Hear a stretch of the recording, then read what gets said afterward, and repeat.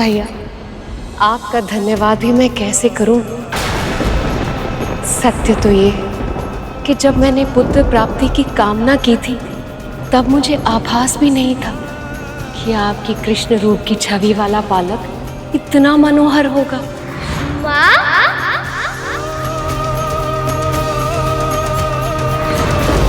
वो तो सच में इतना नटखट है, इतना मनमोहक है। जब मैं उसकी आंखें देखती हूँ, जब मैं उसका मुख देखती हूँ तो मुझे इतने सुख का आभास होता है जिसकी मैं कल्पना भी नहीं कर सकती। उसकी आंखें बिल्कुल आपकी तरह, और मुस्कुराहट तो ऐसी है कि सम्मोहित कर ले।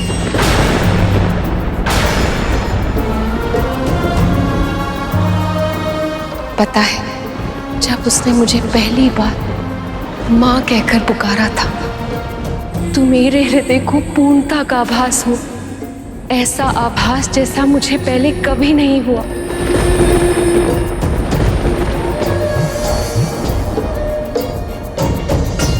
भैया, आपने मेरी पति की उस दुष्ट असुर से रक्षा की, उन्हें मुक्त कराया, मुझे मन वांछित पुत्र प्राप्ति का वरदान भी दिया। अब मेरी आंखें मेरे महादेव को देखने के लिए तरस रही हैं प्रभु। मेरे कान उनके मुख से पार्वती सुनना चाहते हैं, और मैं चाहती हूँ कि अपने पुत्र को उनसे शीघ्र से शीघ्र मिलाऊं, ताकि जब वो पहली बार उन्हें पिता कहकर पुकारेगा तो सदैव सदैव स्थिर रहने वाले महादेव प्रसन्नता के सागर में खो जाएंगे।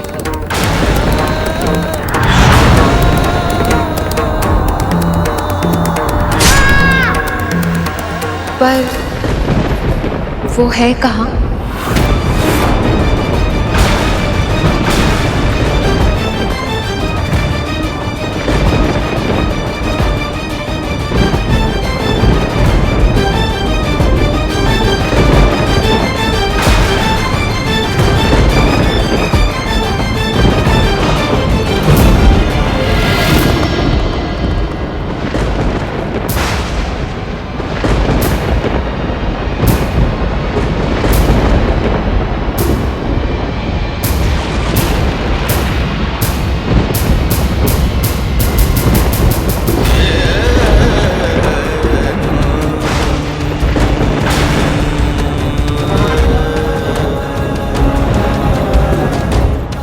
महादेव यहाँ है और मुझे इसका आभास भी नहीं हुआ।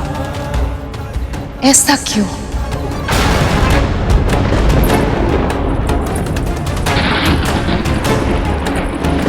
महादेव, आप मुझसे मुख फेर कर क्यों खड़े हैं?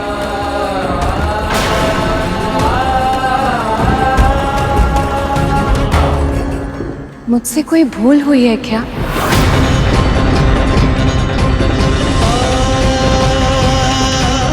एक बार मेरी ओर देखिए तो सही।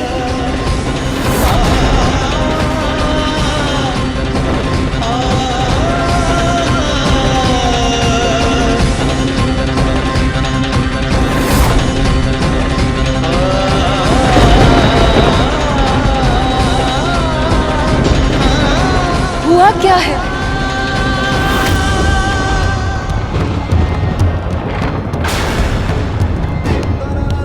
जिस पार्वती को निहारे बिना आपको एक क्षण की शांति नहीं मिलती, आज आप उसको देखना तक नहीं चाहते।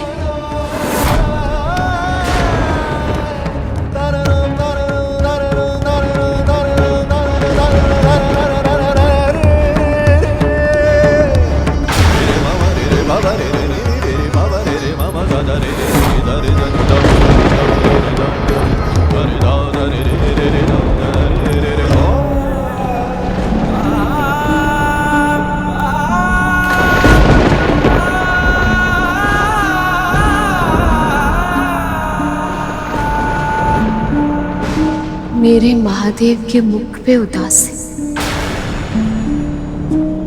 ये कैसे संभव है? हमेशा स्थिर रहने वाले महादेव आज विचलित क्यों हैं?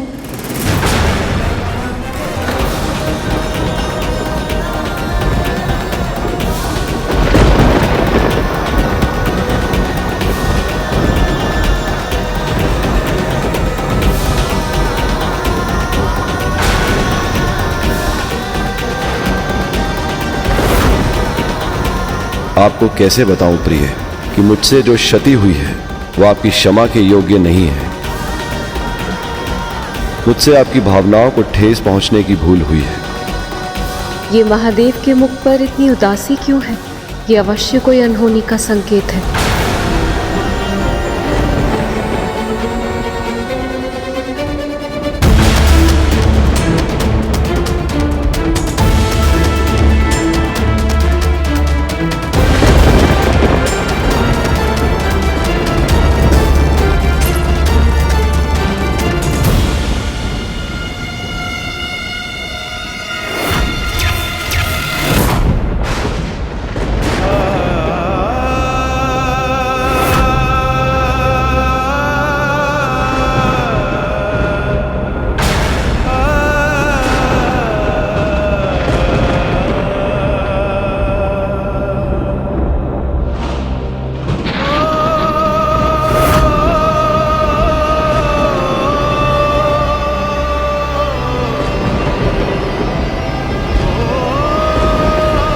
ये आपकी लीला है या कोई अनर्थ का संकेत है?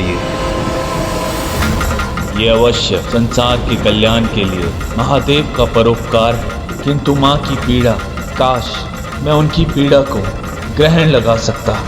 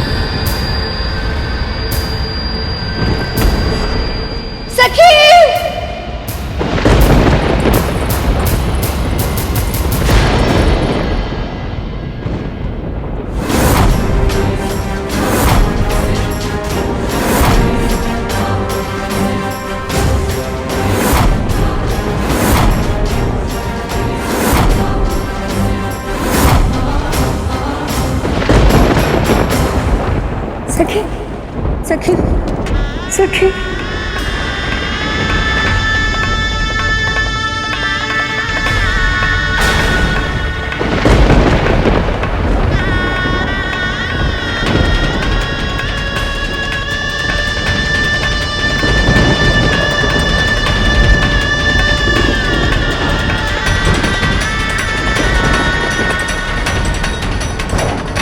सखी।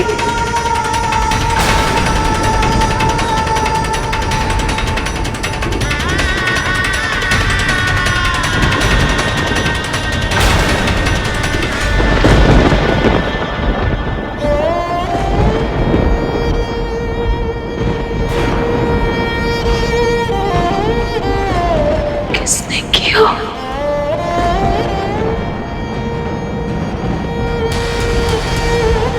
किसने किया?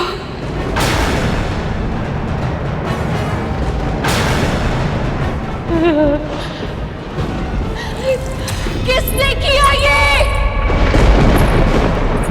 किसने किया ये?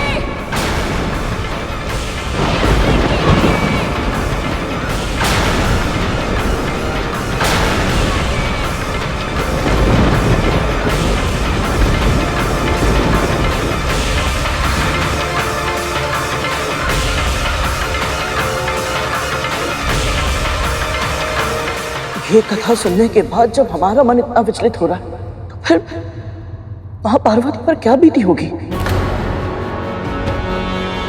जब मेरे पुत्र घायल हुए थे उनकी पीड़ा को देखकर मैं कितनी विचलित हो गई थी।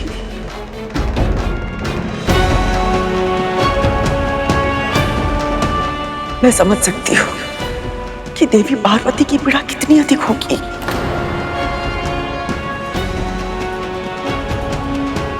और उनको इस दशा में देखकर प्रभु महादेव कितने दुखी हुए होंगे।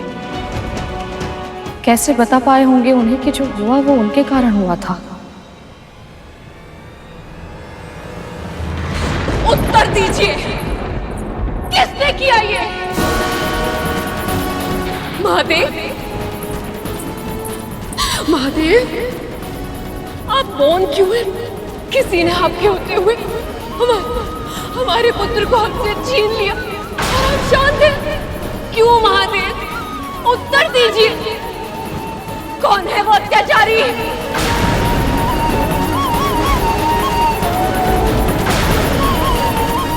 आप सबको क्या लगता है, यदि आप मुझे सत्य नहीं बताएंगे तो क्या मुझे सत्य का पता नहीं चलेगा?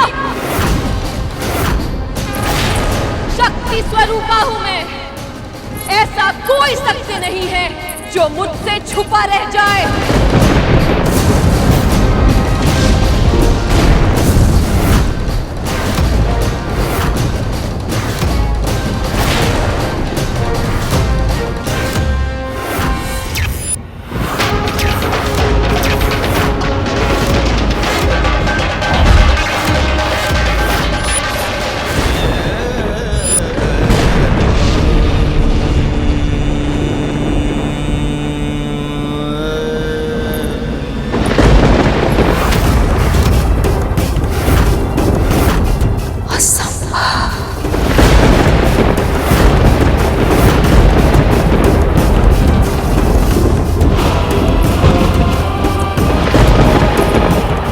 महादेव, आप अपने पुत्र के साथ ऐसे कैसे कर सकते हैं? कैसे कैसे काट दिया आपने मेरे पुत्र का शीश? क्या क्या आप जानते नहीं थे कि वो मेरा पुत्र है?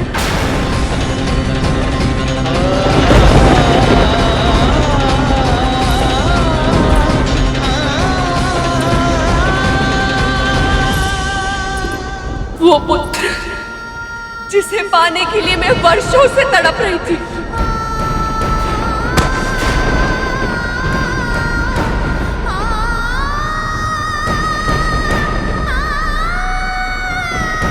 मेरी प्रसन्नता का स्रोत ही भस्म कर दिया। भस्म कर दिया, भस्म कर दिया, भस्म कर दिया।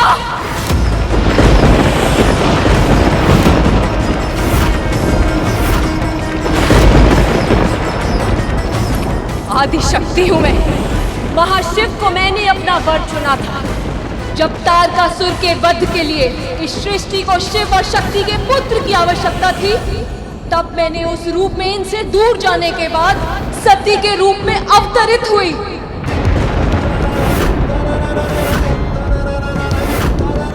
बहुत लंबी और कठिन तपस्या के बाद मुझे शिव मिले, लेकिन इससे पहले कि हमें पुत्र का सुख मिल पाता, मेरे पति के अपमान के कारण मेरे पिता दक्ष की यज्ञ की अग्नि में मुझे अपना दाह करना पड़ा।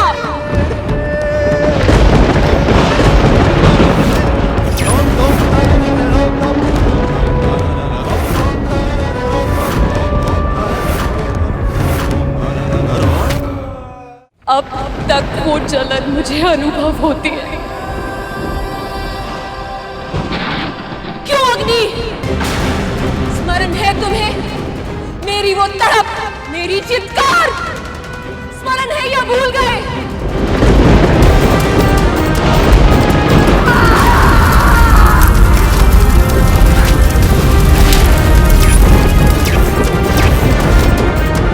पर शिव से एक पुत्र की कामना मेरी उस भस्म में भी जीवित थी, और इसीलिए इन्हें पाने के लिए मैंने हिमालय पुत्री पार्वती बनकर फिर से जन्म लिया। और आप समाधि में लिए आपको मेरे वापस आने का आभास तक नहीं हुआ। वर्षों तक तपस्या करनी पड़ी मुझे, तब जाके आप प्रसन्न हुए और हमारा विवाह हुआ। और हमारे विवाह के बाद क्या हुआ, स्मरण है ना आपको महादेव? स्मरण है ना कि क्या हुआ था मेरे पहले पुत्र कार्तिकेय के जन्म के समय?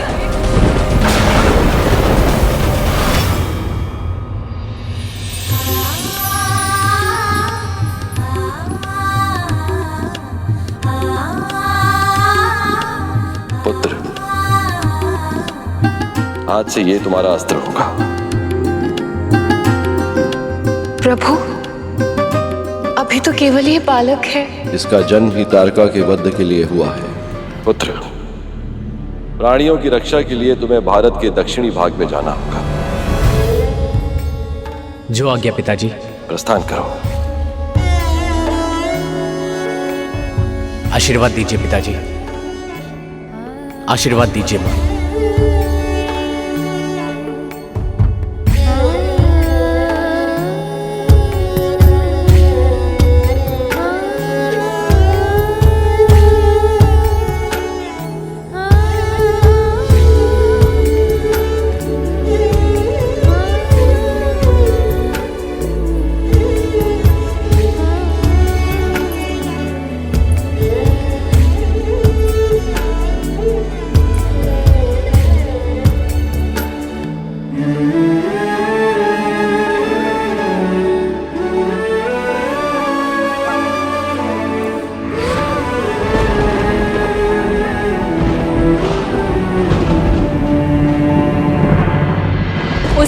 आपने संसार के सभी प्राणियों की रक्षा की दुहाई देकर मेरे पुत्र कार्तिकेय को मुझसे दूर कर दिया।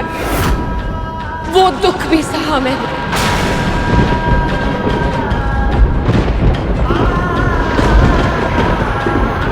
पर मेरे मन में एक पुत्र को दुलार करने की इच्छा और भी अधिक प्रबल हो गई।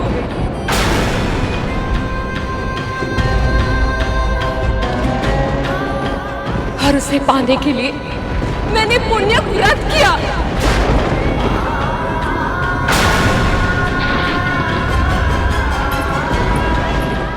आपने तो स्वयं मुझे मनवांछित पुत्र का वरदान दिया था। फिर मेरा पुत्र मुझसे क्यों छिन जाने दिया प्रभु?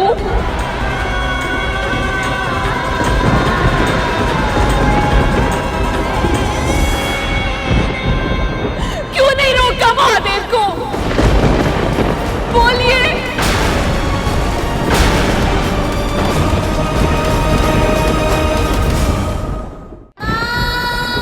और आप ब्रह्मदेव, आपने भी कुछ क्यों नहीं कहा? या फिर आप कुछ करना ही नहीं चाहते थे?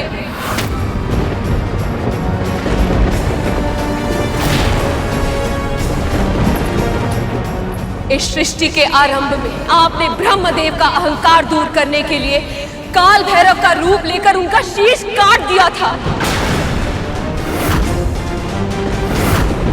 फिर सती के रूप में मेरे भस्म हो जाने के बाद वीरभद्र का रूप लेकर प्रजापति दक्ष का शीश काट दिया था।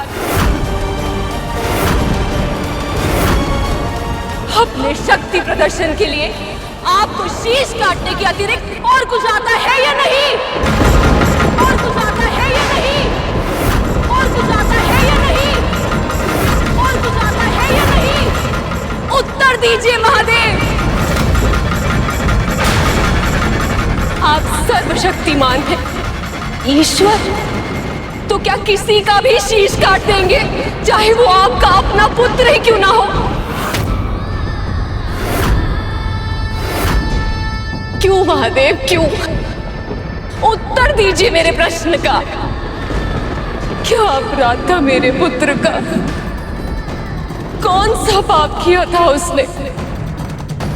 किसी का अहित किया था जो सब पर उपकार करने वाले असुरों तक को वरदान देने वाले भोले भंडारी ने एक अन्य से बालक को इतना कठोर दंड दे दिया? उत्तर दीजिए ना महादेव, उत्तर दीजिए ना महादेव, उत्तर दीजिए ना महादेव, उत्तर दीजिए ना महादेव।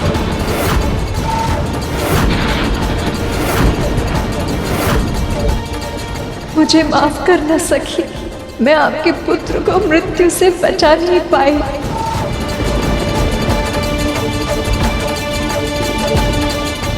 मैं आपकी खामोशी की वजह समझ सकता हूँ सर। आपने तो मुझे हत्या के दंड से बचा लिया, लेकिन खुद देवी पार्वती के दोषी बन गए। उत्तर दीजिए ना महादेव। महादेव के पास देवी पार्वती के प्रश्नों का कोई उत्तर नहीं, पर यदि उनके क्रोध ने विराट रूप ले लिया तो ना जाने उसका कितना दुर्गम परिणाम होगा।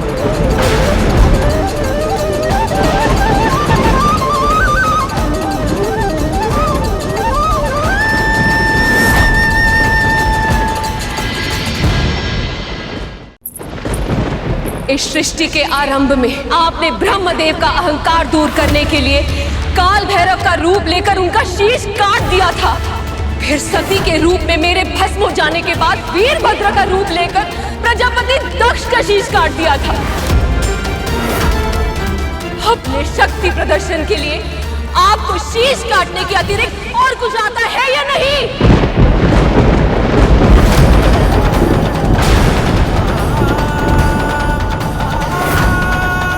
उत्तर दीजिए महादेव।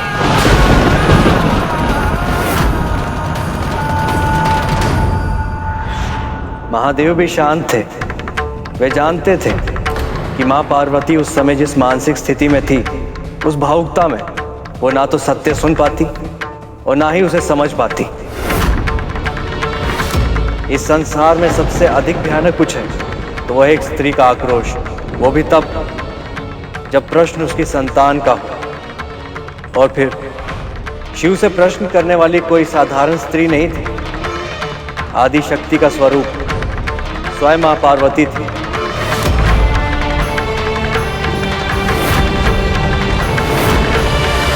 और उनके क्रोध को बढ़ावा देना किसी के हित में नहीं था।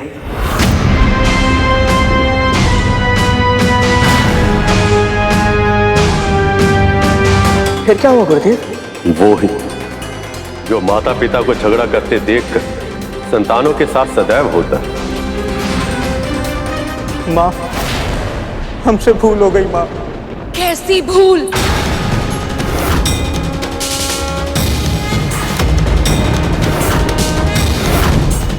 हमें नहीं पता था माँ कि जो बालक हमें कैलाश में प्रवेश करने से रोकने का प्रयास कर रहा था वो आपका पुत्र है।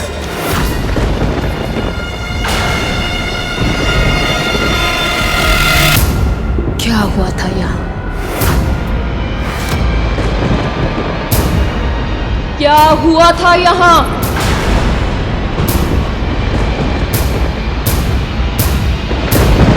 मैंने पूछा क्या हुआ था यहाँ?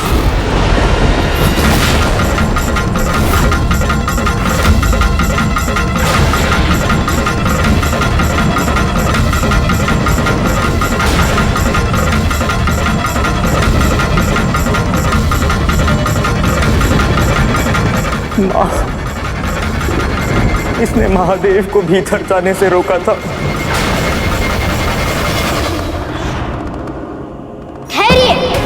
बाकी आगे है कि जब तक वो स्वयं बाहर ना आ जाए तब तक किसी को भीतर जाने की अनुमति ना दूं।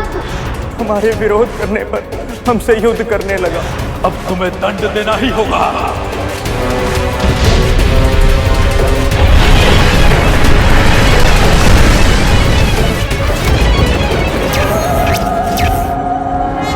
आपके दिए हुए दंड से देवताओं तक की दुर्गति कर दी थी इसने।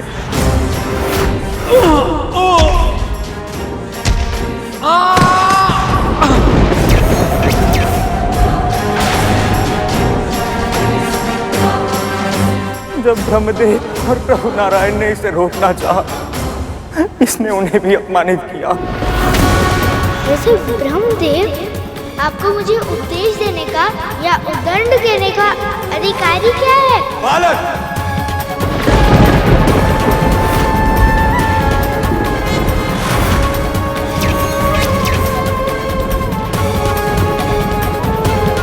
महादेव आए और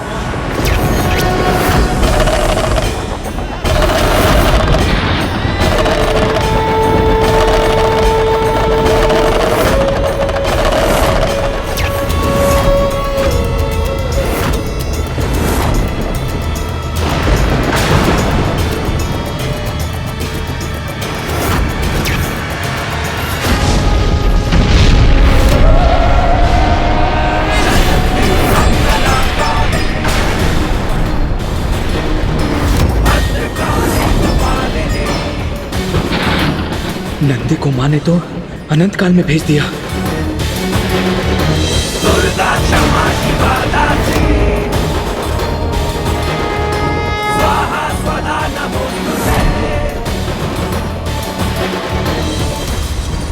यदि मेरे पुत्र ने मेरे कहने पर आप सबको कुछ क्षण के लिए भीतर प्रवेश नहीं करने दिया, मेरी आज्ञा का पालन किया, केवल इसलिए आप सब दिव्य पुरुष मिलकर उस नन्हे से बालक से युद्ध करने के लिए तत्पर हो गए। कुछ क्षण भीतर नहीं आने दिया तो आप सब दिव्य पुरुष मिलकर उससे युद्ध करेंगे, उसे उत्तेजित करेंगे, मिलकर उसका वध करेंगे। यदि कुछ देर के लिए रोक रहा था तो रुक जाते, मैं पूजा समाप्त करके बाहर आने ही वाली थी, उस नन्हे से बालक की सबसे परिचय करा देती। लेकिन इस पूरे संसार की धैर्य की परीक्षा लेने वाले स्वयं धैर्य नहीं रख पाए। क्या अपराध था उस बालक का? क्या इंद्र का पद मांग रहा था या ब्रह्मदेव का पद छीनना चाहता था वो?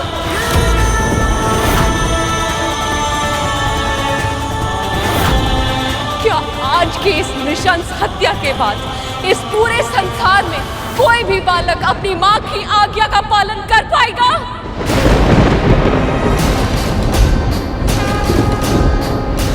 क्या इस पूरे ब्रह्मांड में कोई भी बालक अपनी मां के मुख से निकले हुए शब्द की रक्षा के लिए किसी के विरुद्ध खड़े होने का साहस जुटा पाएगा? साहस जुटा पाएगा? साहस जुटा पाएगा? साहस जुटा पाएगा?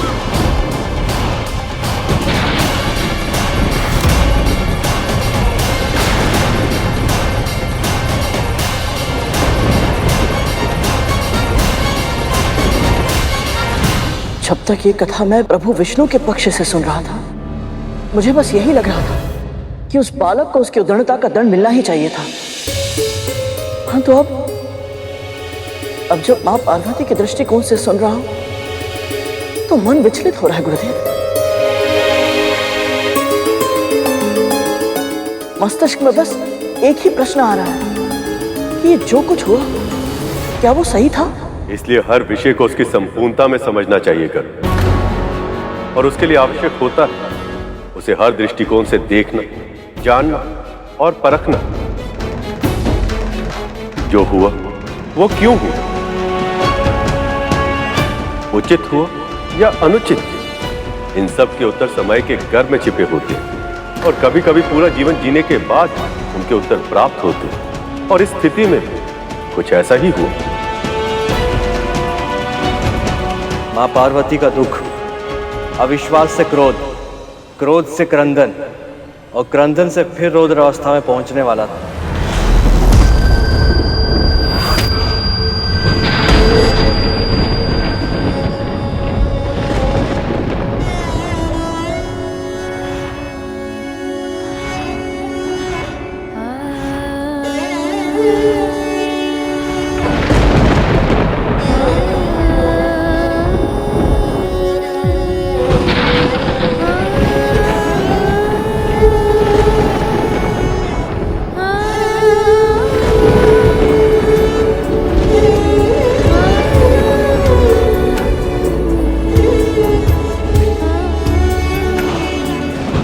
मैंने पहले भी इसे जीवित किया था, वैसे फिर से जीवित कर सकती हूँ।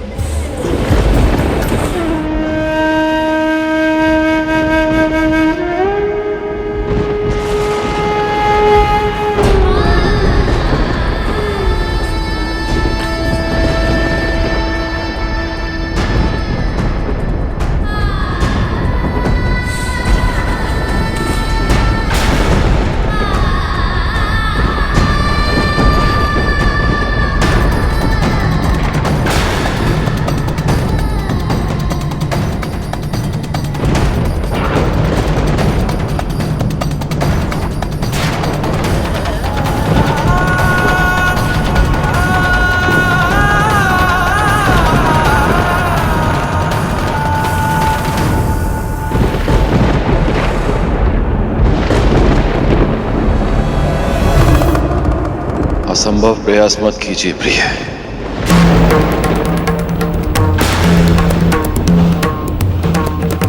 मेरे त्रिशूल से जो एक बार भस्म हो जाए,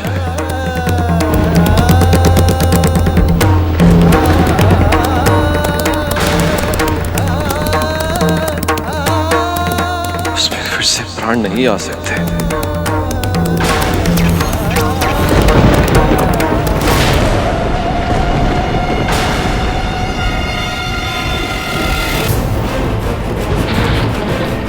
यदि मेरा पुत्र जीवित नहीं हुआ तो इस संसार का कोई भी प्राणी नहीं बचेगा।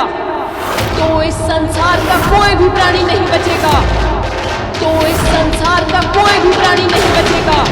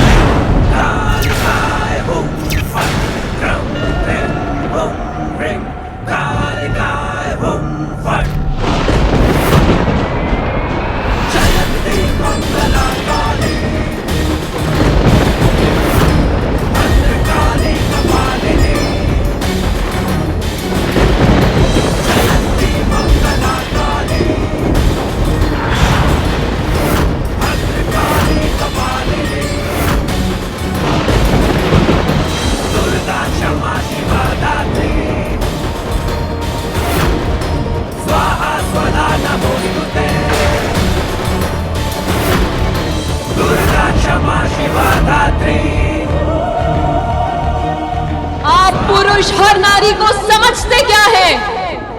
आप कुछ भी करेंगे और नारी हर स्थिति में सब कुछ सहती रहेगी।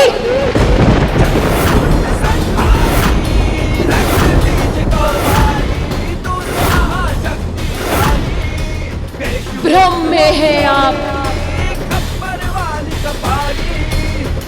यदि एक नारी संसार को जन्म दे सकती है तो वो संसार को नष्ट भी कर सकती है।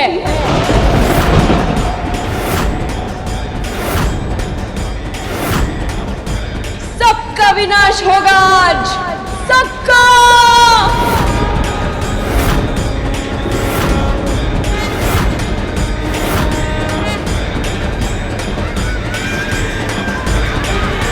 यदि मेरे पुत्र को जीवन का वरदान नहीं मिलेगा तो मृत्यु ने सबका वरण करेगी आज। तो मृत्यु ने सबका वरण करेगी आज।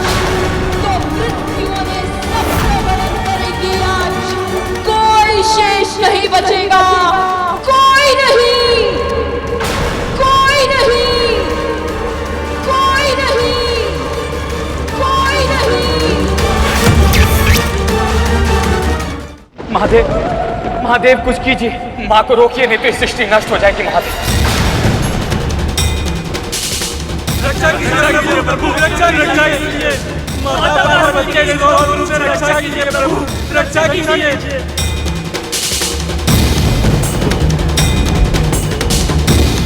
नारायण, जो आपके मन में है वही भय मुझे भी है ब्रह्मदेव।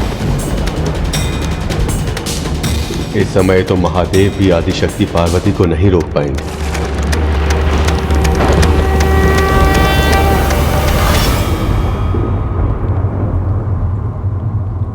देवी, अब आप ही अपनी सखी को समझाइए, रोकिए इन्हें।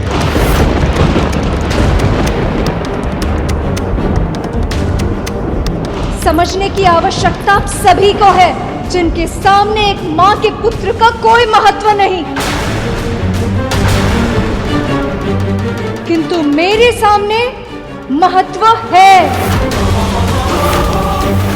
और मैं सखी पार्वती के साथ हूं।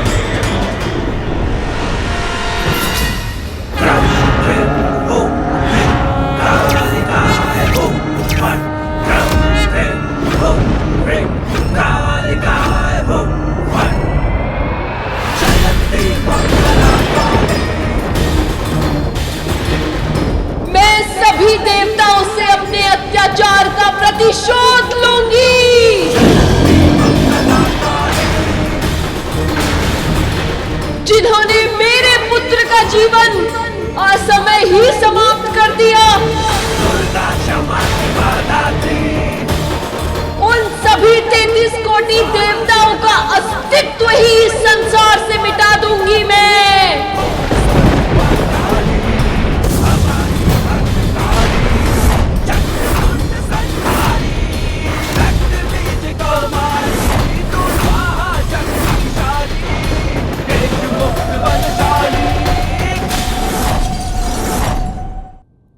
मां के उस रूप का वर्णन करने में मैं भी असमर्थ हूं। अपनी आंखों से देखकर, स्वयं उस ऊर्जा का साक्षी बनकर उनकी दिव्य शक्ति का अनुभव किया जा सकता है।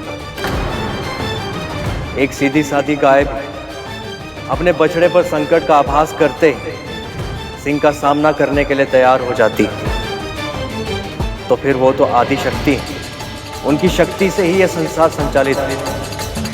हम सब में उनकी शक्तियां हैं, तो फिर आदि शक्ति मां पार्वती अपने पुत्र की अकाल मृत्यु को कैसे सहन कर पाती?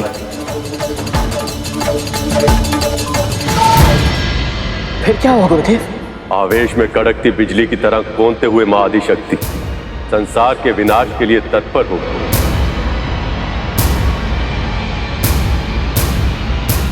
और उन्होंने अपनी उग्र शक्तियों को प्रकट करना आरंभ कर दिया। तुम्हें तो रक्षक बनना था, पर बन गए भक्षक।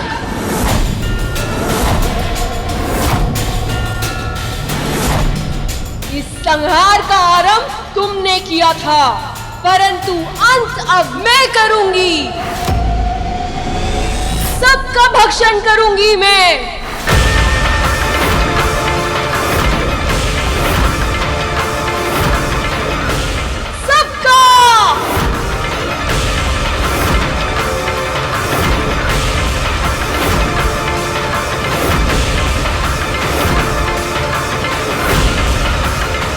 ये क्या कर दिया मैंने? मेरी वक्र दृष्टि केवल उस बालक पर पड़ी, किंतु उसका फल अब समस्त संसार को भोगना पड़ेगा। कुछ कीजिए महादेव, रक्षा कीजिए प्रभु, रक्षा कीजिए।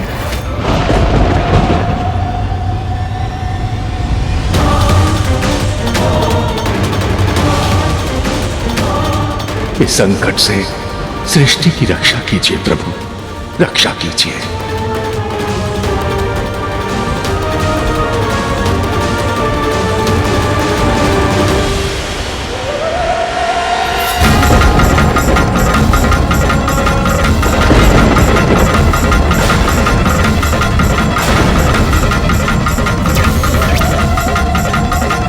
हे महादेव, अब देवी पार्वती के क्रोध से संसार की रक्षा कैसे होगी?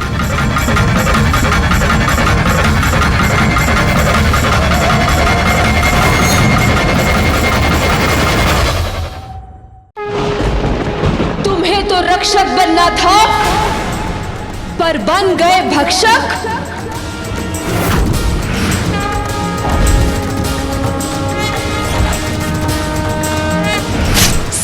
भक्षण करूंगी मैं सबका। काली!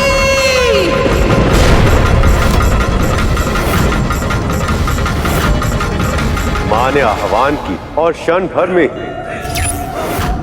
मृत्यु, काल और परिवर्तन की देवी काली प्रकट हो गई।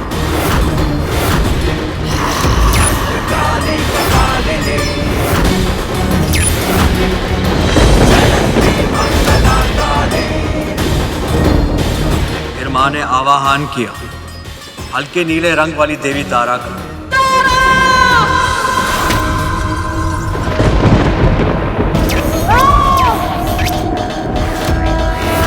ऊर्जा के सभी स्रोतों की देवी हैं ये। यहां तक कि सूर्य देव को भी अपनी ऊर्जा इन्हीं से प्राप्त हुई।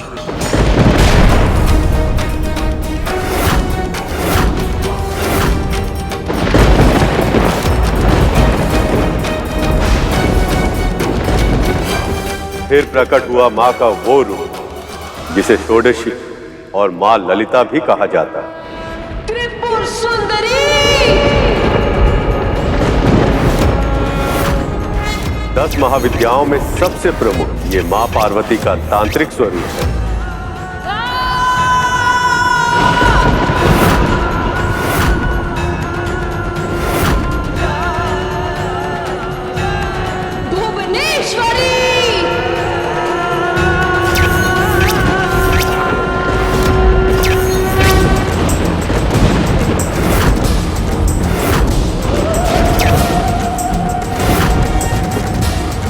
संसार में सभी का जन्म इन्हीं से हुआ है और अंत में सब कुछ इन्हीं में ही मिल जाता है।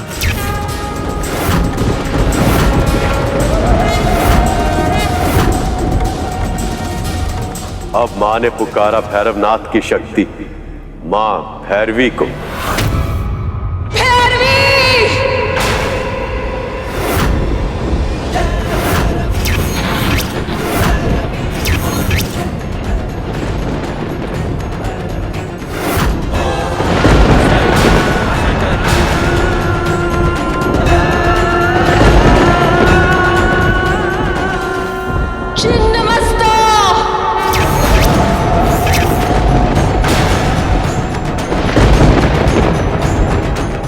मां की पुकार सुनकर अब आई मां प्रचंड चंडिका, जो अपने ही हाथों में अपना ही कटा हुआ शीश धारण करती।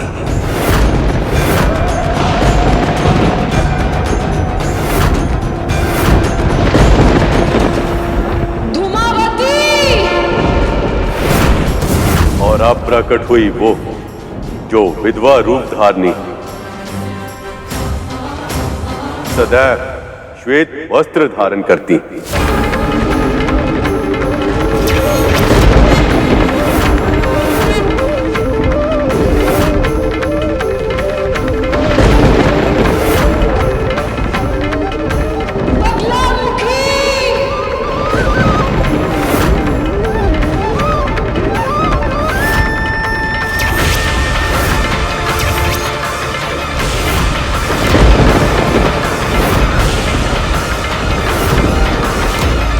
अब सभी के मन में भय का संचार करने प्रकट हुई मां पीतांबरा, देवी का उग्र स्वरूप, जो क्षण भर में ही अपने शत्रु को स्तब्ध अर्थात शक्तिहीन करने में समर्थ।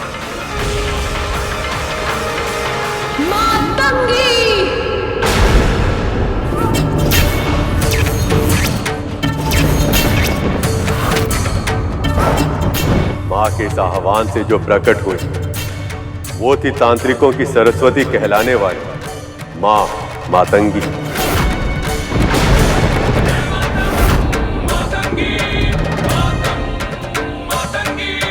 मां मातंगी सरस्वती स्वरूप।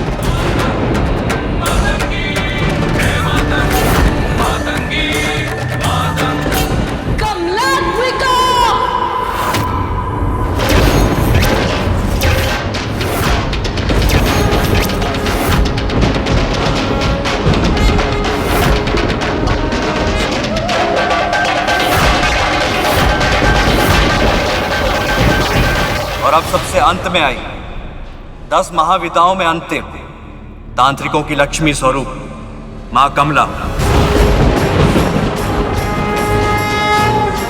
प्रिय लक्ष्मी का तांत्रिक रूप।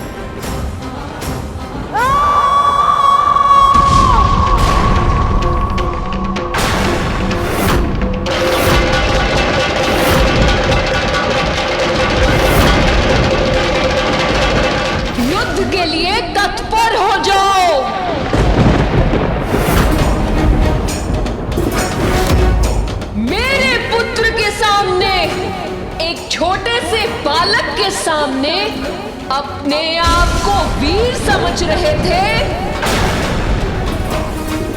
अब अस्त्र उठाओ और मेरा सामना करो।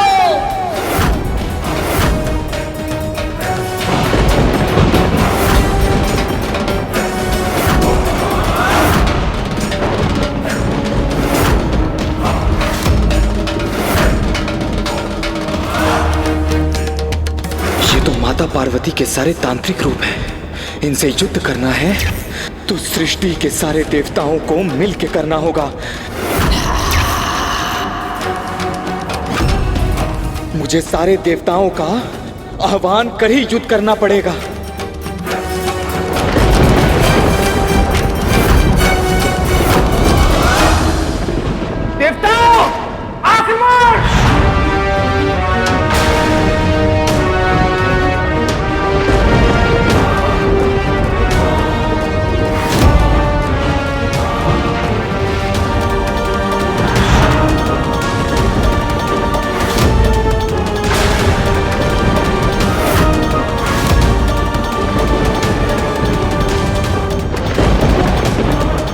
ब्रह्मदेव, ये देवगण क्या कर रहे हैं? क्षमा मांगने के स्थान पर हाथों में अस्त्र उठाने की अभद्रता कर रहे हैं। अब क्या होगा महादेव?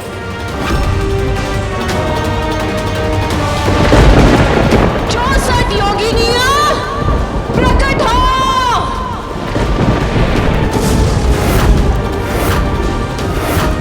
देवताओं ने अस्त्र उठाकर मां को और भी उग्र कर दिया।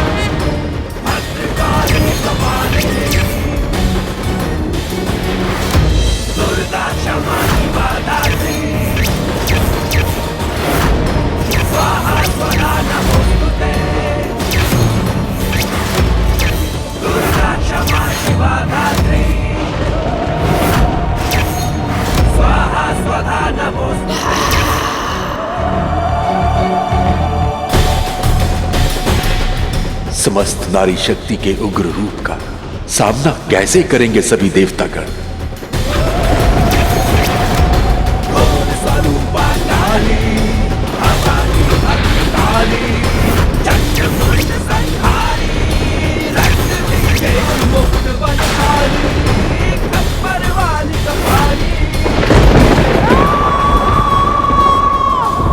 हे कमालात्मिका, आप लक्ष्मी स्वरूप और आपसे युद्ध मैं नहीं कर सकता।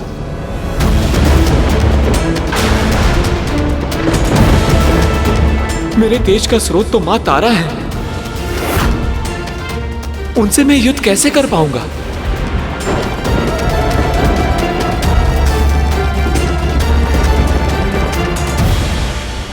माँ दुर्गा, उनकी 10 महाविदाएं, 64 योगिनियां, नारीत्व की ऐसी महान शक्तियां हैं जिनका सामना करना किसी के लिए भी संभव नहीं है। शीघ्र ही देवताओं को इस सत्य का आभास होने लग गया था।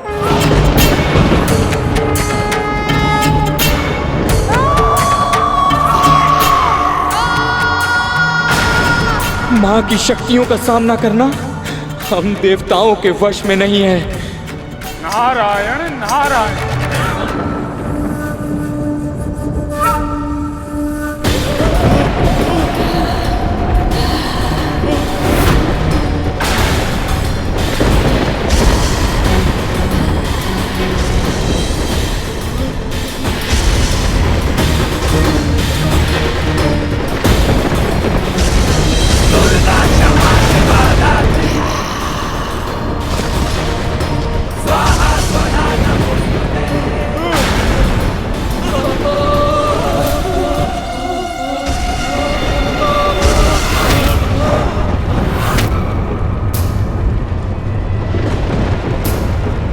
हम देवताओं को शीघ्र अति शीघ्र यहां से निकलना होगा।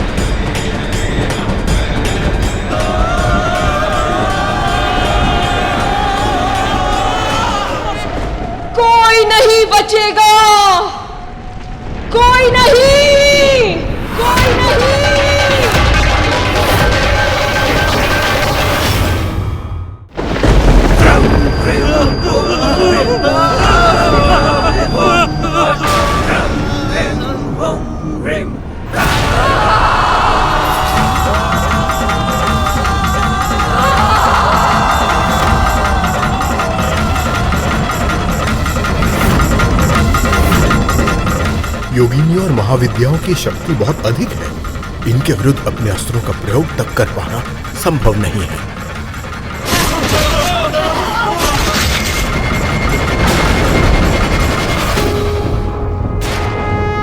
युद्ध भूमि से देवताओं का भागना शोभा नहीं देता। बूढ़ा तन है, मुख पर झुर्रियां पड़ी हैं। इन्हें तो मैं अपने वेग से क्षण भर में उड़ा दूंगा।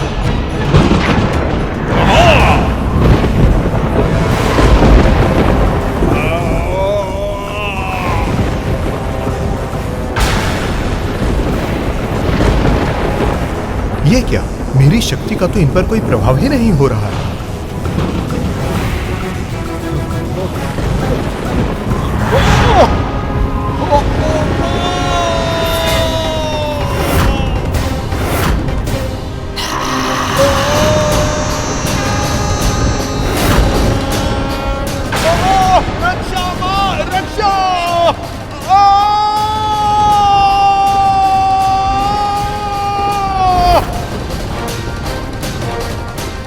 मां दुर्गा ने वायुदेव को निगल लिया। इनकी क्रोध की चपेट में अब कौन आएगा?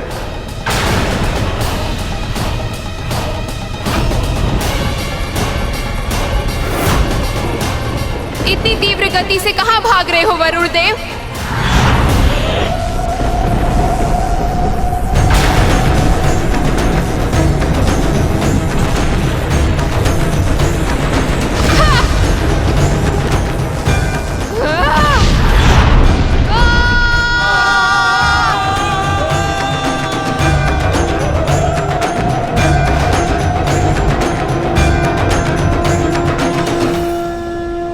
वरुण देव भी मां के उदर में समा गए।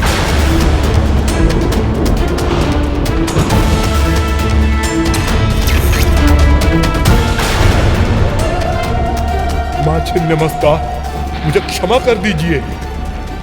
मुझे प्राण दान दे दीजिए मां।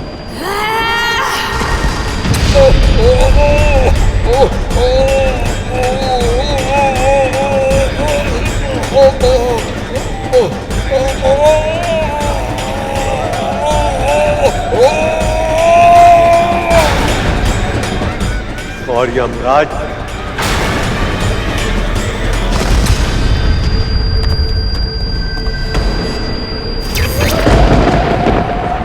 इतनी शीघ्रता क्या है अग्नि? मां भुवनेश्वरी,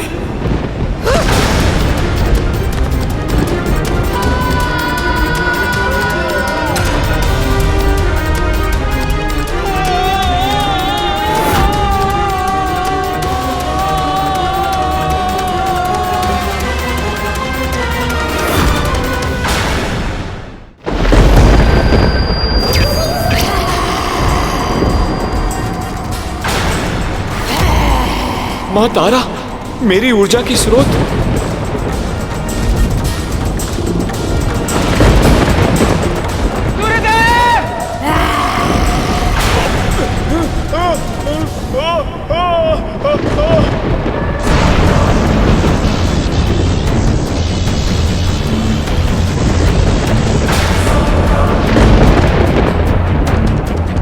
मेरा वज्र।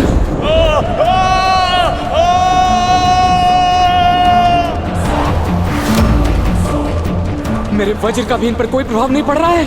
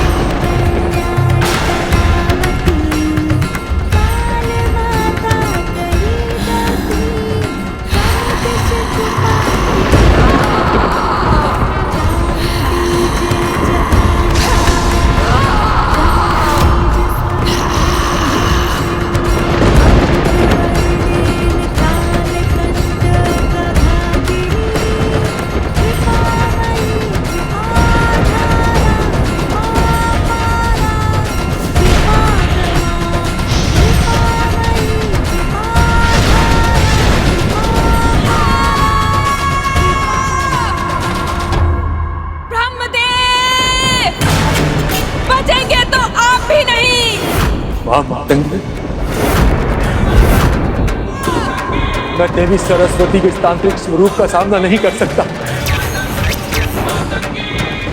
कुछ कीजिए महादेव, कुछ कीजिए।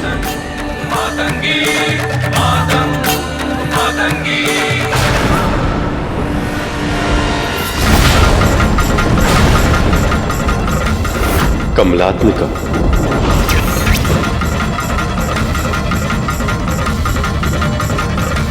देवी लक्ष्मी के इस तांत्रिक स्वरूप का सामना करना मेरे लिए भी संभव नहीं।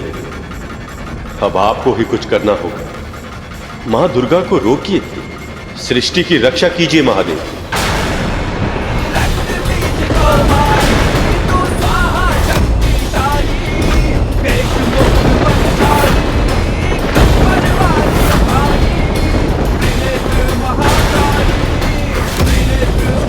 सर्वशक्तिमान सर्वव्यापी दुर्गा का क्रोध इतने प्राणों की बलि लेकर भी शांत नहीं हुआ है। पर अब बस,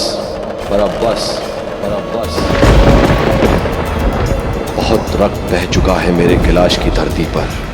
अब मुझे इन्हें रोकना ही होगा, अन्यथा अनर्थ हो जाएगा, अन्यथा अनर्थ हो जाएगा, अन्यथा अनर्थ हो जाएगा।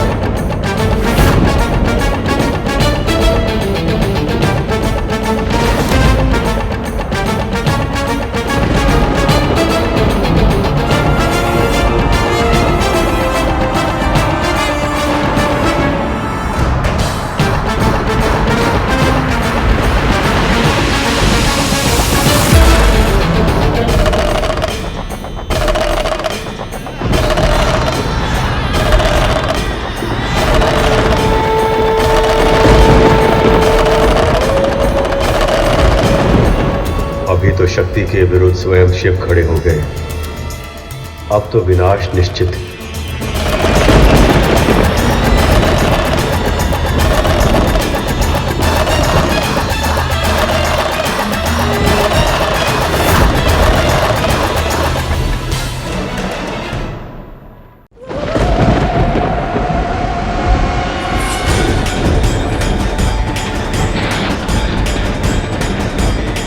वो केवल आपके ही प्रेम का अधिकारी नहीं था देवी,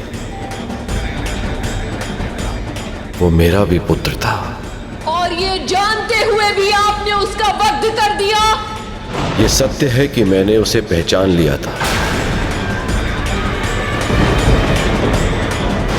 पर बहुत प्रयास करने के बाद भी वो मुझे पहचान नहीं पाया।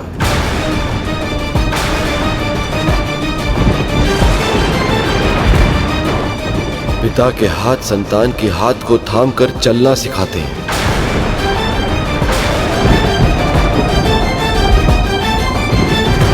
पर मेरे इन हाथों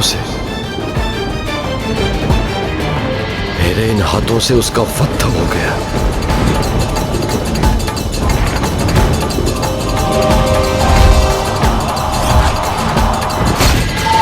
मैं विवश था।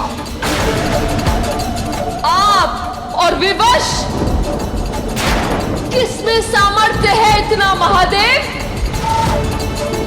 किसने विवश किया आपको? स्वयं हमारे पुत्र ने।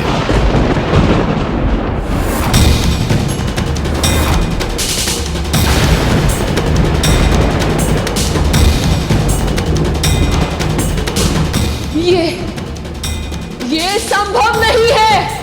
आपने मुझ पे आरोप लगाया था ना देवी कि मुझे शीश काटने के अतिरिक्त और कुछ आता भी है या नहीं। मैंने कभी केवल शीश नहीं काटा,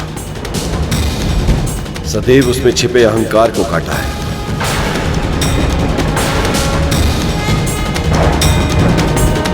फिर चाहे वो ब्रह्मदेव हो या प्रजापति दक्ष,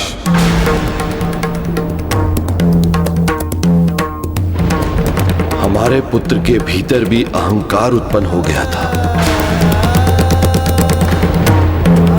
वो अहंकार जिसके कारण वो अज्ञानता के अंधकार से बाहर ही नहीं निकल पा रहा था।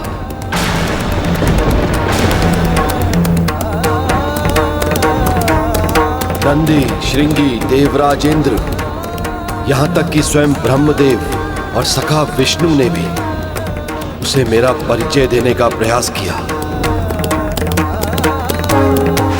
पर उनके कथनों को ना तो उसने सुना और ना ही समझा।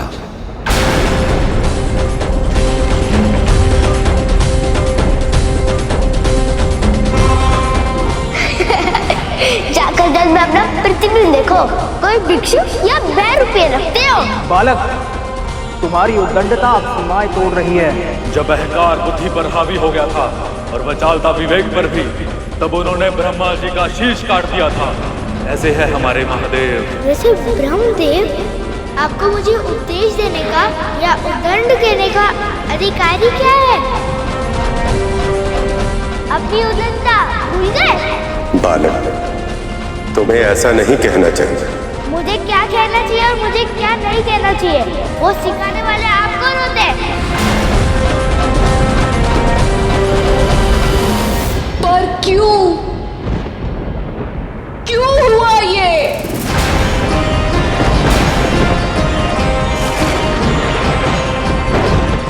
देवी, आपने उसे अकेले जन्म दिया था, इसलिए आप उसे प्रेम तो दे पाई, पर आपको अवसर ही प्राप्त नहीं हुआ कि आप उसे संस्कार भी सिखा पाते।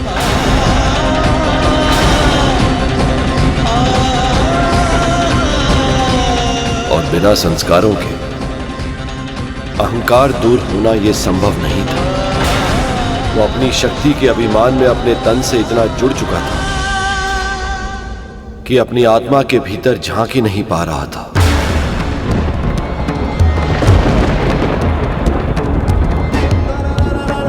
अगर झांक पाता तो समझता कि मैं उससे और वो मुझसे अलग नहीं है।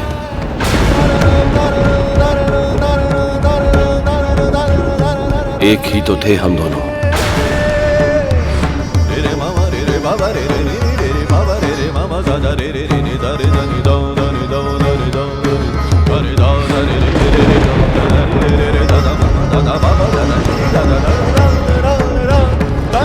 इस सृष्टि के हर प्राणी में आत्मा के रूप में मेरा ही तो वास है। और वैसे भी शिव शक्ति से अलग नहीं है।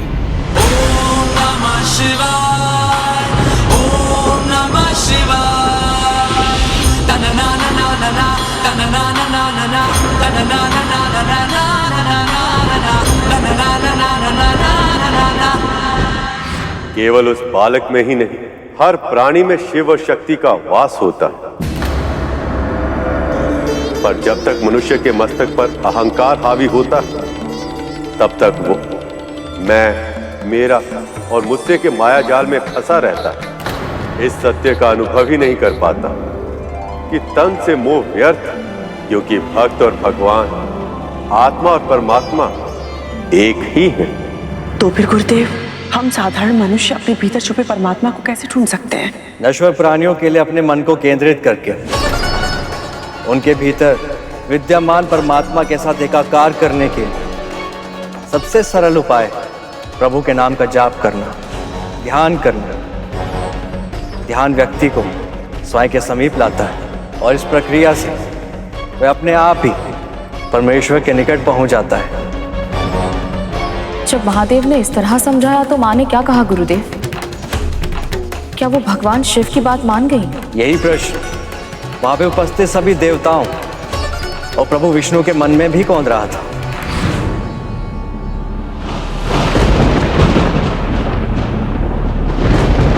दुखद है, पर सत्य यही है देवी।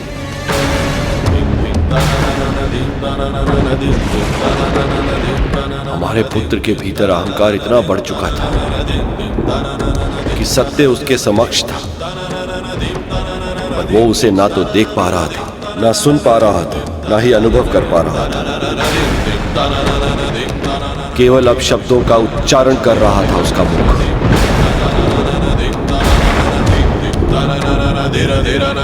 इसी अहंकार से उससे मुक्त करने के लिए मुझे उसका शीश भस्म करना पड़ा।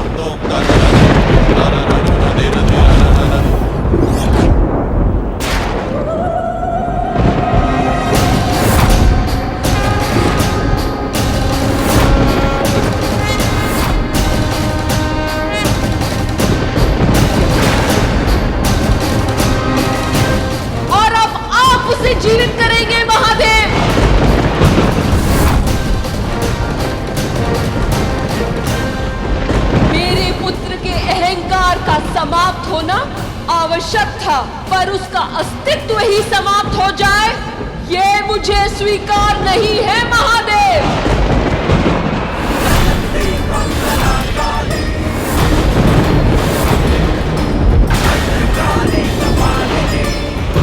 दंड आवश्यक होता है, पर दया अनिवार्य होती है।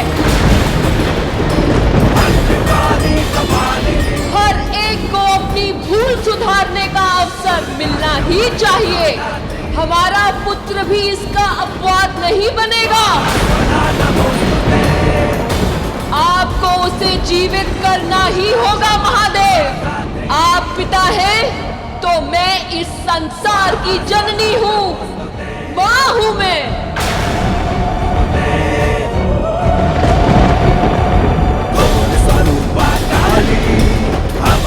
यदि माँ ही प्रसन्न नहीं होगी तो इस पूरे संसार में उदासीनता फैल जाएगी।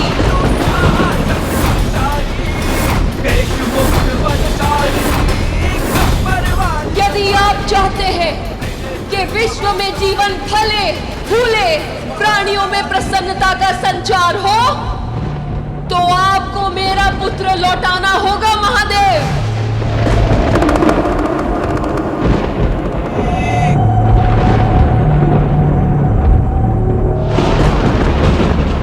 ऐसा ही होगा। आपको आपका पुत्र अवश्य मिलेगा।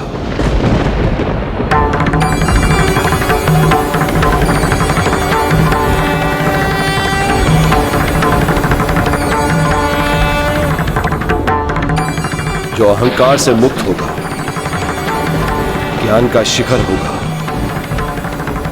और ब्रह्म ज्ञान से परिपूर्ण होगा।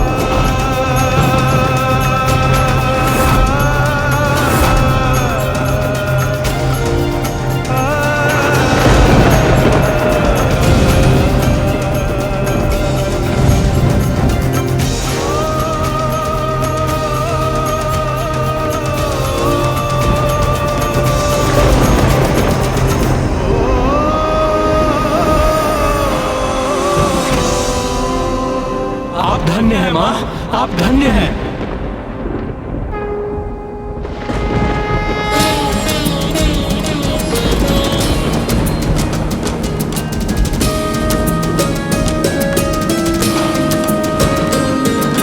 दुर्गमा दुर्गमा लोका दुर्गमात्म स्वरूपिणी, दुर्गम मार्ग प्रदा दुर्गम विद्या दुर्गमाश्रिता, दुर्गम ज्ञान संस्थाना दुर्गम ध्यान वासिनी, दुर्गमोहा दुर्गमगा दुर्गमार्ग स्वरूपिणी, दुर्गमासुर सहंत्री दुर्गमायुधधारिणी, दुर्गमांगी दुर्गमता दुर्गम्या दुर्गमेश्वरी, दुर्ग भीमा दुर्गभामा दुर्गभा दुर्गधारिणी, दुर्ग भीमा दुर्गभामा दुर्गभा दुर्गधारिणी, नामावली माम्यस्तु मया मामा मानवः,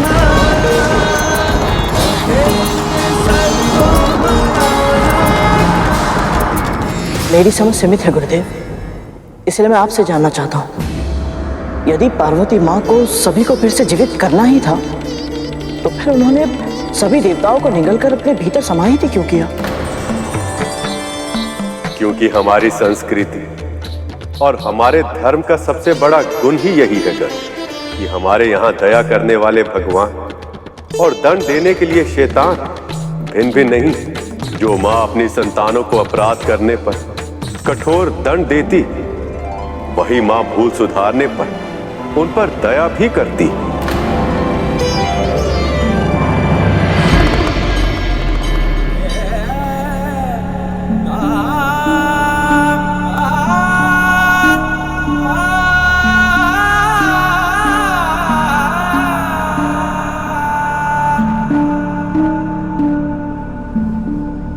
प्रिय,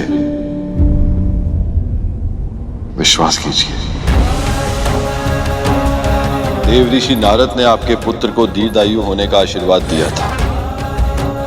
और आप तो जानती हैं, एक महर्षि का आशीर्वाद कभी व्यर्थ नहीं जाता।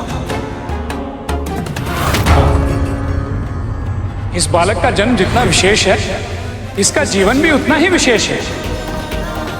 और मुझे पूरा विश्वास है, इसकी जीवन यात्रा बहुत ही रोचक और दीर्घ होगी।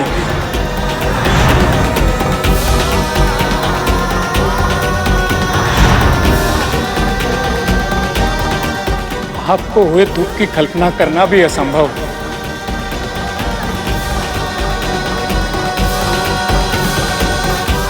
मां, महादेव,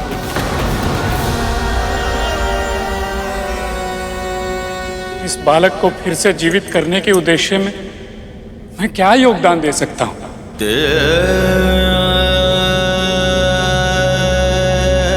इसका वही निर्दोष मुस्कुराता हुआ मुख देखने के लिए जो भी आवश्यक होगा मैं वो सब करूंगा। बस आप। ये संभव नहीं है।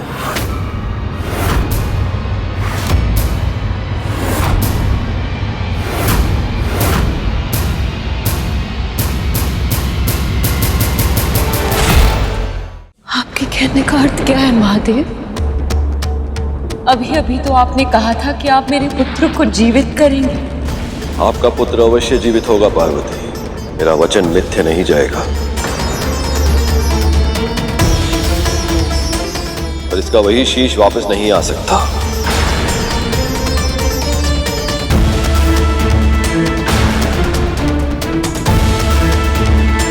इसका शीश मेरे त्रिशूल से भस्म हुआ है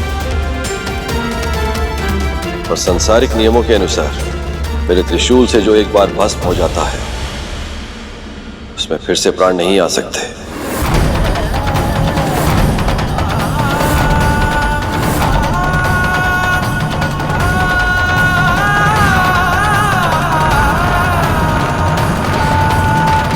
मैं जानती हूं कि तन से मोह व्यर्थ है महादेव, पर फिर भी उसकी किसी और रूप में कल्पना करना मेरे लिए संभव नहीं है। आप उसको किसका शीश देंगे? उसकी आकृति कैसी होगी? क्या उसका मुख देखकर मेरे भीतर मां की ममता जाग पाएगी? क्या उसका मुख वैसा ही मनमोहक होगा? क्या उस सब का चित हर पाएगा? देवी, आप महादेव पर विश्वास कीजिए। ये भी पिता, ये वही करेंगे जो उनके हित में हो।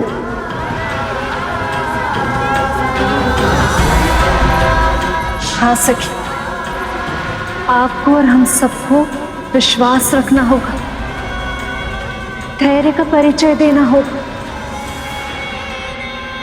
ताकि महादेव अपने कार्य पर ध्यान केंद्रित कर सके।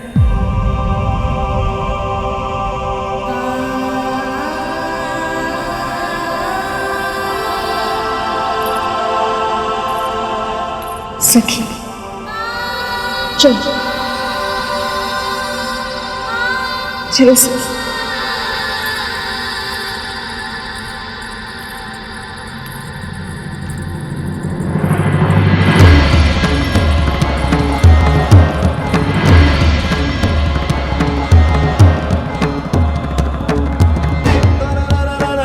महादेव,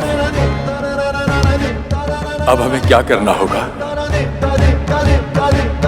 हम इस मृत बालक के तन को स्वच्छ करके इसके तन को नया शीश स्वीकार करने के लिए तैयार करेंगे। देवराज इंद्र,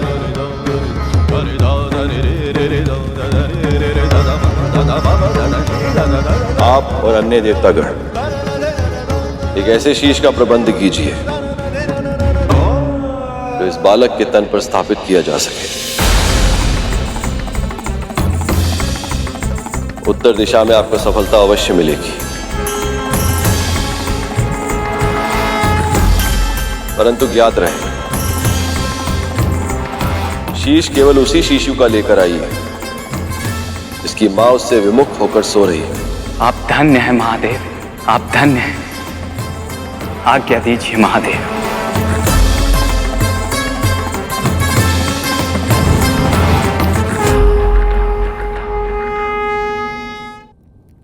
परंतु गुरुदेव, महादेव ने ऐसे बालक का ही शेष क्यों मांगा जिसकी माँ उससे विमुख होकर सो रही हो? क्योंकि शैशव अवस्था में किसी भी बालक को केवल अपनी माँ के स्नेह की आवश्यकता नहीं होती गुरु। उसे जीवित रह पाने के लिए अपनी माँ की देखभाल की, उसकी सतत दृष्टि और सुरक्षित वातावरण की भी आवश्यकता होती है। पर यदि किसी नवजात शिशु से उसकी माँ ही विमुख होकर सो जाए तो फिर उस शिशु का बचना संभव ही नहीं। ऐसा शिशु कौन था गुरुदेव, और कहाँ मिला वो?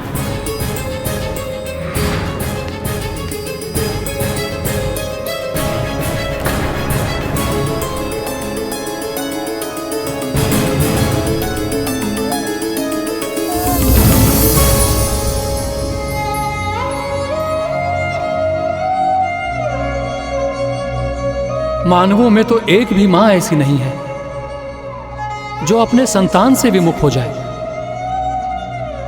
कहां मिलेगा ऐसा शिशु?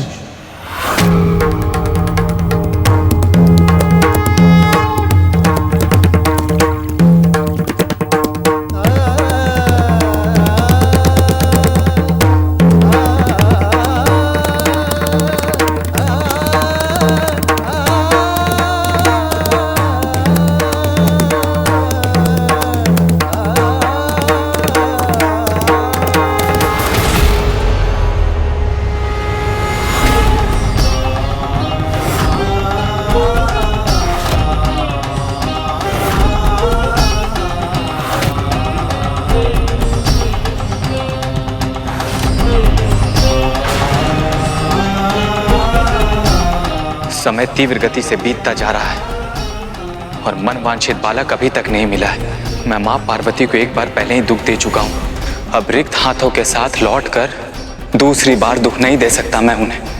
पर जिसका आदेश महादेव ने दिया है, कहां ढूंढूं ऐसे बालक को?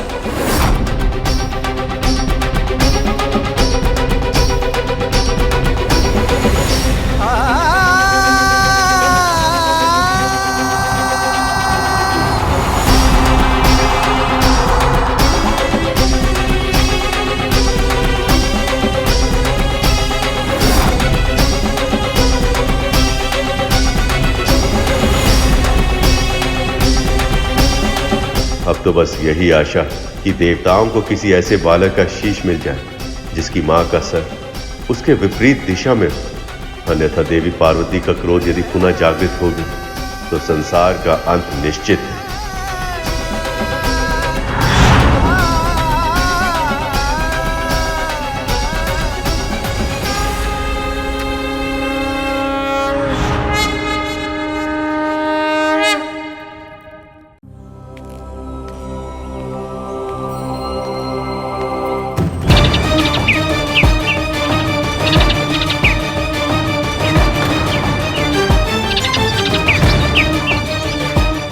शब्द शैली, वाक्य विन्यास और व्याकरण से अनभिज्ञ हैं ये।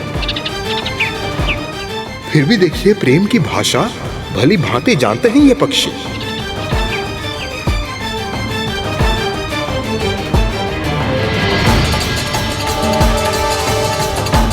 माएँ अपनी संतान को केवल तैरना नहीं सिखा रही, जीवन के कठिन पथ पर संघर्ष का अभ्यास भी करवा रही है। ऐसे में अपनी संतान से विमुख होने का प्रश्न ही नहीं उठता। पर यदि ऐसी कोई माँ हमें नहीं मिली तो कैसे जीवित होंगे पार्वती नंदन?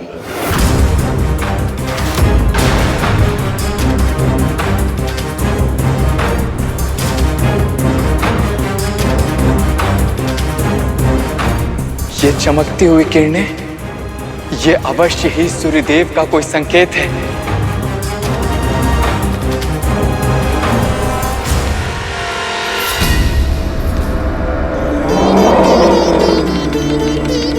मिल गया वो बालक जिसकी मां उससे विमुख होकर सोई है।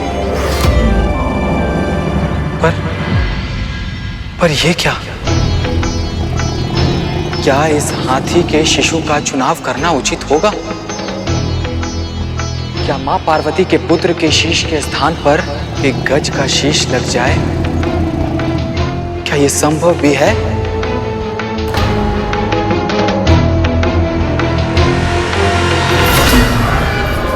संदेह की आवश्यकता नहीं देवराज।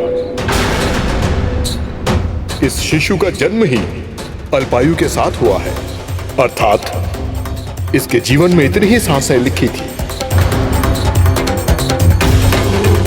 महादेव इसके शीश का उपयोग अपने पुत्र को जीवित करने के लिए अवश्य ही करेंगे। आगे बढ़िए यमराज, आगे बढ़िए और अपना कार्य पूरा कीजिए।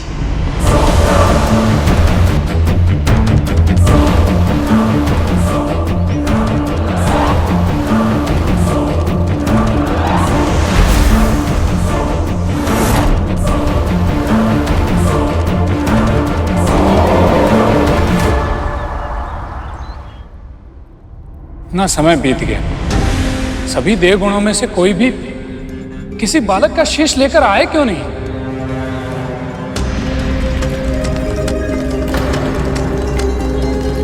देवराज,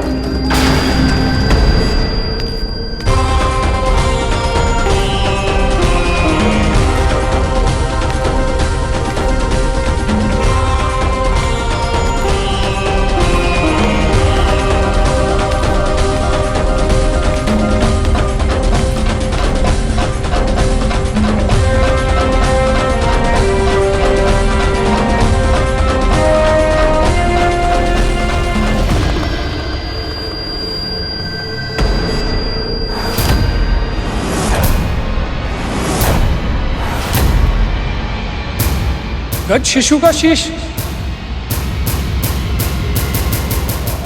महादेव, इस शीश को बालक के धड़ पर स्थापित कौन करेगा? अश्विनी कुमारों के अतिरिक्त ये कार्य करने की क्षमता किसी में नहीं है ब्रह्मदेव।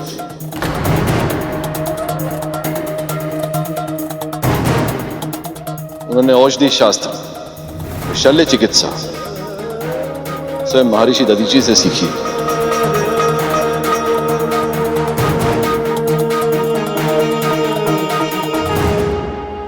हे अश्विनी कुमारों, हम त्रिदेव आपका आवाहन करते हैं, कृपया प्रकट हो।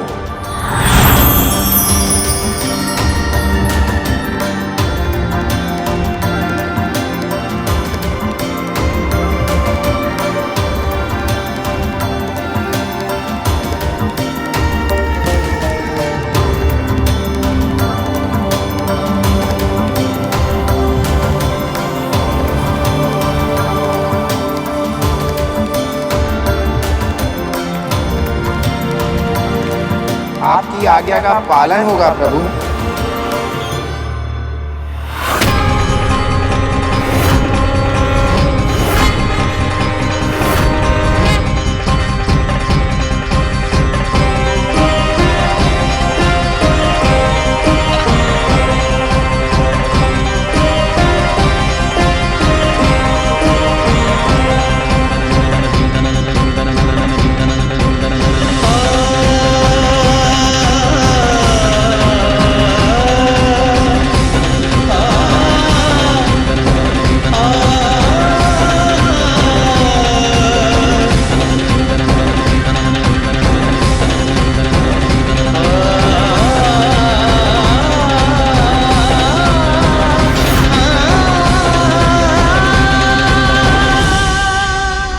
हमने अपनी विद्या से इस शीश को धड़ के साथ जोड़ तो दिया है महादेव, परंतु इसे प्राण देने की शक्ति हमारे पास नहीं है।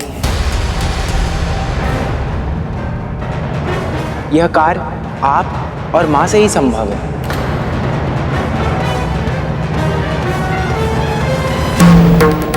हमारे पुत्र को नया शीश मिल गया है प्रिय, पर इसे जीवन देने के लिए मुझे आपकी शक्ति की आवश्यकता है।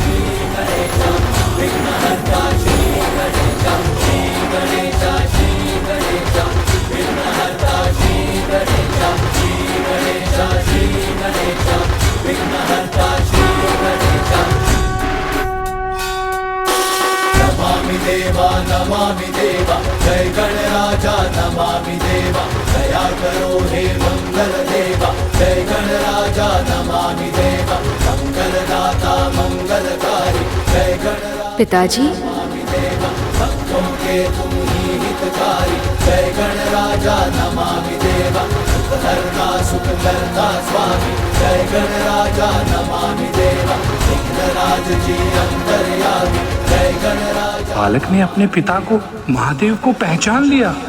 नारायण नारायण।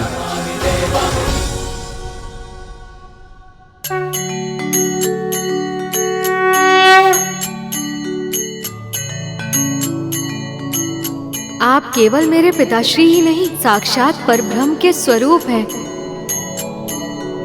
सभी ने मुझे समझाने का प्रयास किया था, पर मैं समझ ही नहीं पाया। अपनी मूर्खता में आपका कितना बड़ा अनादर किया मैंने। मुझे क्षमा कर दीजिए पिताश्री। अपने अतीत को स्मरण करके अपने वर्तमान को दुखी मत करो पुत्र। विनम्रता के गुण से युक्त होकर तुम्हारा नया जीवन हुआ है। अब तुम और भी ज्ञानवान हो। सृष्टि के रचयिता और पालनहार को भी पहचान नहीं पाया मैं।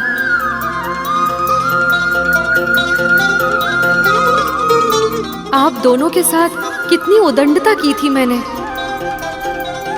कृपया मुझे क्षमा कर दीजिए। तुम्हारा ये रूप देखकर हम अत्यंत प्रसन्न हैं पुत्र। तुम्हारे कर्म, वचन और व्यवहार के कारण तुम्हारी मां को सदैव तुम पर असीमित गर्व होगा।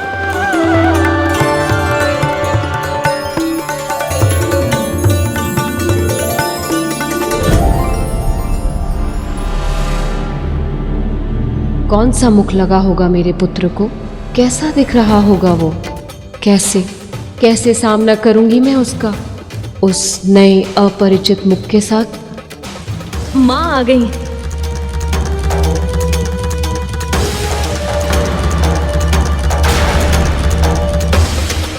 ये जानकर ही माँ कितनी चिंतित हो गई थी कि उनके पुत्र को किसी और प्राणी का शीश लगेगा। अब जब वो ये देखेंगे कि इसे दूसरा शीश मनुष्य का नहीं हाथी का लगा है, तो कैसा अनुभव करेंगी वो, कैसी प्रतिक्रिया देंगी वो। और यदि उन्होंने इस बालक को इस नए स्वरूप में स्वीकार नहीं किया तो कितनी पीड़ा होगी इसे।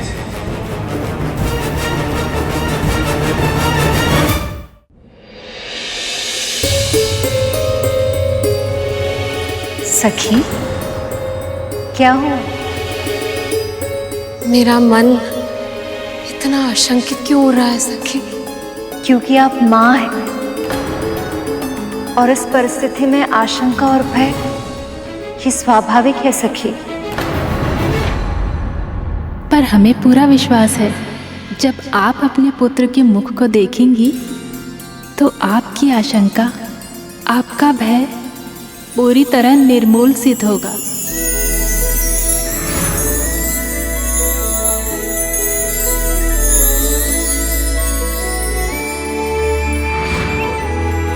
जब वो आपको माँ कहकर पुकारेगा, सब कुछ भूल जाएंगे आप, सब कुछ। माँ, माँ।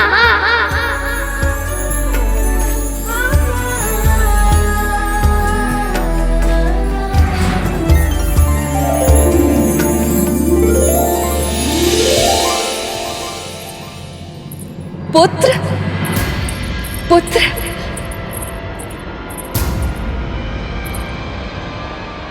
स्वामी, मेरा पुत्र।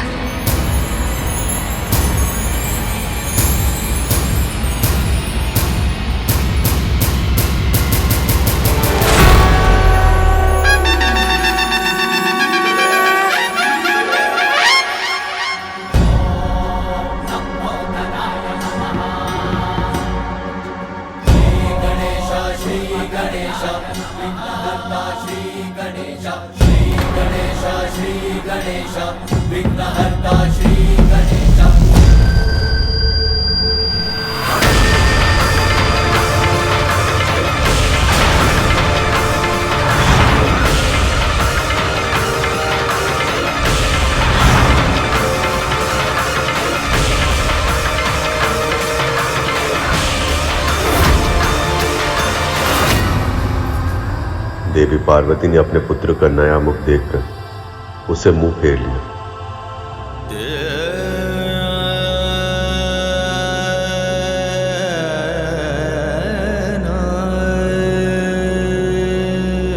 माँ,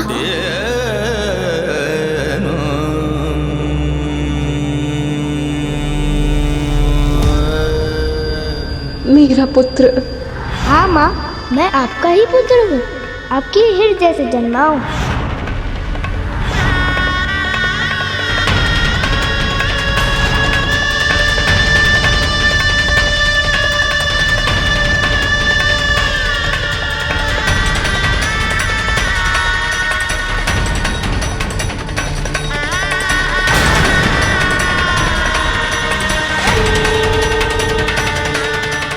माँ, आप रो क्यों रही हैं? क्या हुआ?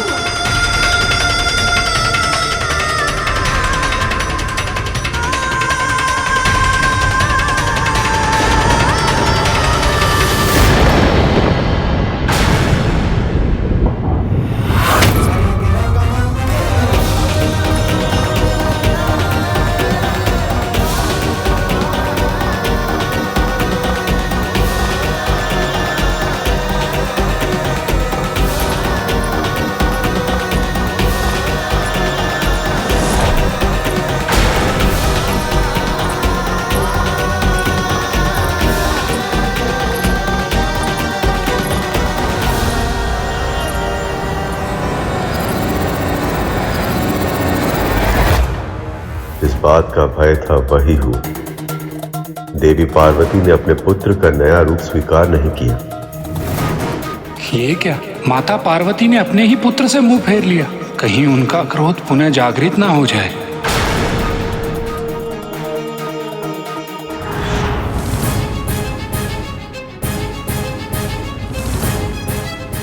परंतु गुरुदेव, माँ पार्वती का पुत्र फिर से जीवित हो उठा रहा।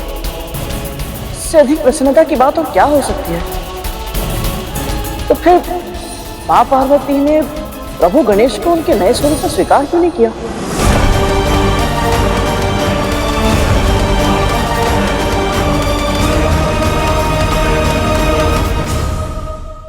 क्योंकि अतीत की स्मृति होती ही ऐसी, जब कोई उसमें डूब जाए तो उसे अपना अतीत अपने वर्तमान से भी अधिक अच्छा और सुंदर लगने लगता है। माँ पार्वती भी इसी भावना का अनुभव कर रही थी। तो फिर वो अपने इस अंतर्द्वंद से बाहर कैसे निकल पाई गुरुदेव? माँ पार्वती अपने पुत्र को उसके नए स्वरूप में स्वीकार कर पाती, इसके लिए पहले उस बालक को अपने नए स्वरूप को पहचानना और उसे पूरे मन से स्वीकार करना आवश्यक था।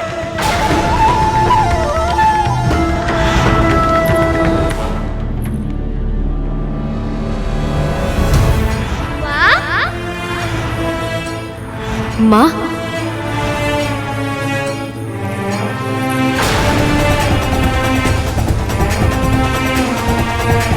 सखी, पर अकेली क्यों है ये? माता का पुत्र कहाँ है?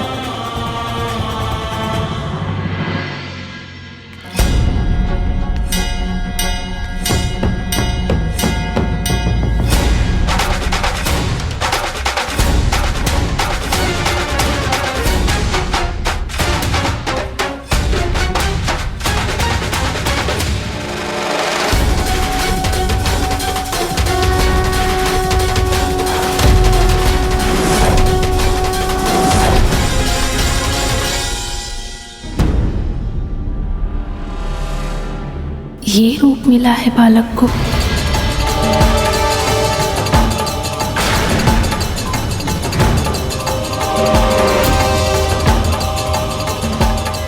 तो इसलिए मौन है माँ।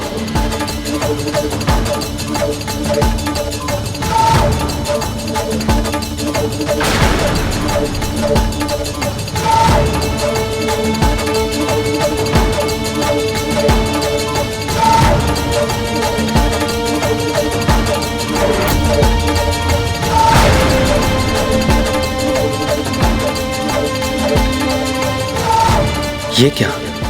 माता तो अपने पुत्र का नया रूप देखकर रुष्ट हो गई हैं। जब उन्हें ज्ञात होगा कि ये शीश मैं ढूंढ कर लाया हूं उनके पुत्र के लिए, तो ना जाने मेरा क्या होगा। मेरा प्रणाम स्वीकार करें। क्या आप मुझसे रुष्ट हैं माँ? माँ, आप मुझे छोड़ के बाहर क्यों आ गई? माँ मुझसे मुंह क्यों फेर रही हैं? कहीं मुझसे कोई भूल तो नहीं हो गई?